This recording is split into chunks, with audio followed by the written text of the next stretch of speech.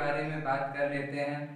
हिंदी एक महत्वपूर्ण विषय है और इसमें आसानी से अच्छे नंबर लाए जा सकते हैं, इसलिए हिंदी का अध्ययन घर पर जारी रखें। स्कूल में जो भी फेयर कॉपी बनवाई गई है हिंदी विषय की, उसे लगातार पढ़ते रहें और उसका रिवीजन करते रहें।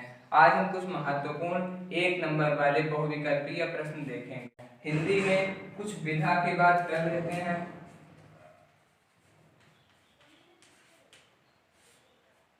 सबसे पहले बात करते हैं यात्रा वृत्त विधा की।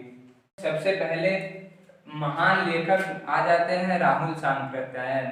राहुल सांकृत्यायन की यात्रा वृत्त विधा पर तमाम रचनाएं हैं, जैसे कि मेरी तिब्बत यात्रा, मेरी तिब्बत यात्रा, मेरी लद्दाख यात्रा, घुमक्कड़ शास्त्र, किन्नर देश में। ये सभी राहुल सांकृत्यायन की अच्छी रचनाएं मानी जाती हैं यात्रा वृत्त विधा में। पतितों के देश में ये भी रचना यात्रा वृत्त विधा पर आधारित रचना है। फिर हम बात कर लेते हैं जीवनी विधा की। जीवनी जो कि किसी दूसरे के जीवन के बारे में किसी दूसरे लेखक ने लिखी होती है। जीवनी विधा पर आधारित महत्वपूर्ण रचनाएं हैं। ठीक है, विधा पर बात कर रहे थे हम लोग जीवनी विधा की। तो जीवनी विधा में बहुत से लेखक हुए, जिनमें से महत्वपूर्ण है अमृत राय। अमृत राय ने लिखी थी अपने पिता के बारे में जीवनी। अमृत राय के पिता का नाम प्रेमचंद्र था, मुंशी प्रेमचंद्र। मुंशी प्रेमचंद्र के बारे में इन्होंने लिखी कलम का सिपाही। कलम का सिपाही इसलिए लिखा था क्योंकि मुंशी प्रेमचंद्र जी ने लगभग 300 से अधिक कहानियां लिखी थी। तो उनके पुत्र अमृत राय जी ने उनके बारे में एक जीवनी लिखी जिसका नाम था कलम का सिपाही। फिर मुंशी प्रेमचंद्र जी के बारे में कलम का मजदूर लिखी गई। मुंशी प्रेमचंद्र जी के बारे में एक जीवनी और लिखी गई जिसका नाम था कलम का मजदूर, जिसके लेखक का नाम था मदन गोपाल। फिर नंबर तीसरी आती है आवारा मसीहा। आवारा मसीहा को लिखने वाले थे विष्णु प्रभाकर। आवारा मसीहा को लिखने वाले विष्णु प्रभाकर, कलम का सिपाही को लिखने वाले अमृत राय, कलम का मजदूर के लेखक मदन गोपाल, आवारा मसीहा के लेखक विष्णु प्रभाकर।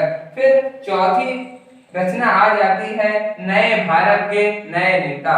नए भारत के नए नेता के लेखक हैं राहुल सांकृत्यायन। राहुल सांकृत्यायन की अभी बात कर चुके हैं। यात्रा वृत्त विधा में सबसे पॉपुलर लेखक रहे हैं यात्रा वृत्त विधा के लिए। इनकी रचनाएं थी मेरी तिब्बत यात्रा, मेरी लद्दाख यात्रा, घुमक्कड़ शास्त्र,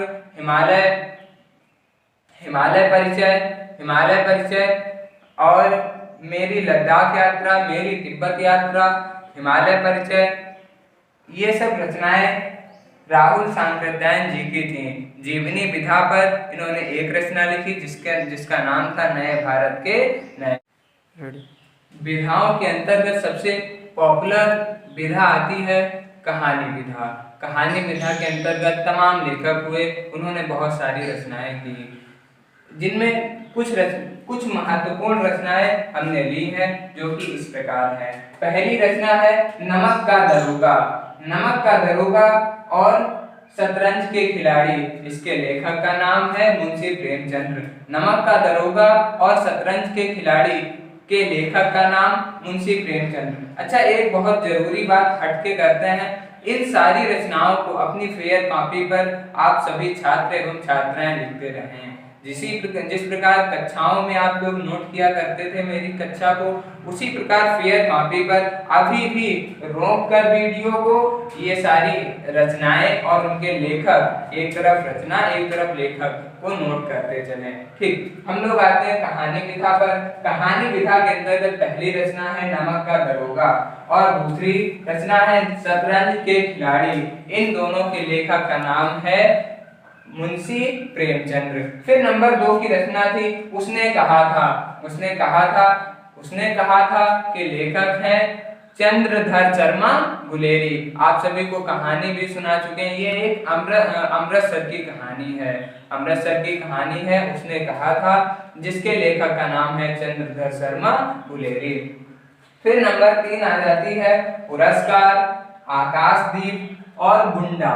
ये तीन महत्वपूर्ण कहानी के लेखक का नाम है जयशंकर प्रसाद। फिर से सुनेंगे, पुरस्कार, आकाशदीप और गुंडा, इन तीनों कहानियों के लेखक का नाम है जयशंकर प्रसाद। नंबर 4 आ जाती है पहचान। पहचान कहानी के लेखक का नाम मोहन राकेश। मोहन राकेश की एक यात्रा वृत्त रचना याद आ गई तो बताए देता हूँ। यात्रा वृत्त रचना इन्होंने लिखी थी आखिरी चट्टान।